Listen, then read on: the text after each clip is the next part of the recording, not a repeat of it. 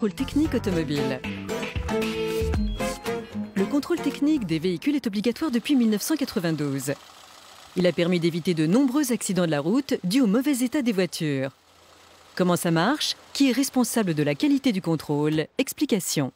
Pour un véhicule neuf, le premier contrôle technique doit intervenir dans les 6 mois qui précèdent son 4e anniversaire. Ensuite, le contrôle technique devient obligatoire tous les 2 ans. De plus, à chaque transaction, le vendeur doit fournir un procès-verbal de contrôle technique. Il doit être réalisé dans un centre de contrôle agréé par l'État qui est indépendant de toute activité de commerce ou de réparation automobile. Ceci, bien sûr, pour éviter que des réparations qui ne sont pas vraiment nécessaires soient prescrites. À l'issue du contrôle technique, le contrôleur remet un procès-verbal qui récapitule les différents contrôles effectués, qui mentionne les défauts éventuellement constatés qui nécessitent une contre-visite. Dans ce cas, la contre-visite doit avoir lieu dans un délai maximal de 2 mois. En effet, si des réparations sont nécessaires, vous devez obligatoirement les faire exécuter pour que votre contrôle technique soit validé lors de la contre-visite. Si un défaut dans les points à vérifier n'a pas été détecté, c'est que le contrôle technique a été mal effectué. Le centre est responsable vis-à-vis du propriétaire et de l'acquéreur lorsque le bilan sert à la vente du véhicule. Le contrôle technique s'effectue sans démontage du moteur ni de toute autre partie du véhicule. N'oubliez pas, le contrôle technique est obligatoire pour les véhicules de plus de 4 ans.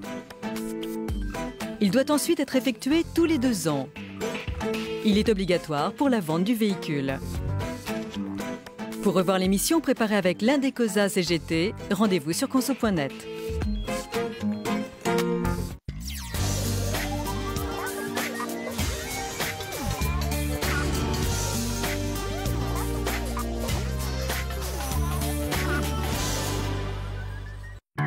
EIRL, le cri de guerre d'une équipe de rugby, l'Eldorado du créateur d'entreprise, ni l'un ni l'autre.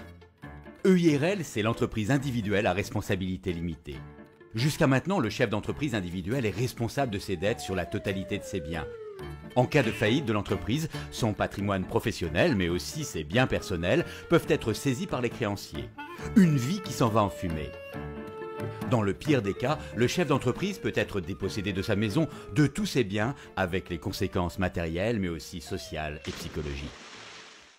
L'UPA, qui défend les intérêts des chefs d'entreprise de l'artisanat et du commerce de proximité, demande depuis plusieurs années que les travailleurs indépendants puissent protéger leurs biens personnels, mais pas à n'importe quel prix. Le gouvernement a entendu cette demande et a créé l'EIRL. Depuis le 1er janvier 2011, le chef d'entreprise peut choisir ce nouveau statut et mieux protéger ses biens personnels. Comment? Par une déclaration d'affectation auprès de l'organisme consulaire concerné ou du greffe du tribunal de commerce. Il précise le patrimoine qu'il dédie à son activité, un terrain, un fonds de commerce, des véhicules, de l'outillage. L'avantage de la formule est évident. Les créanciers professionnels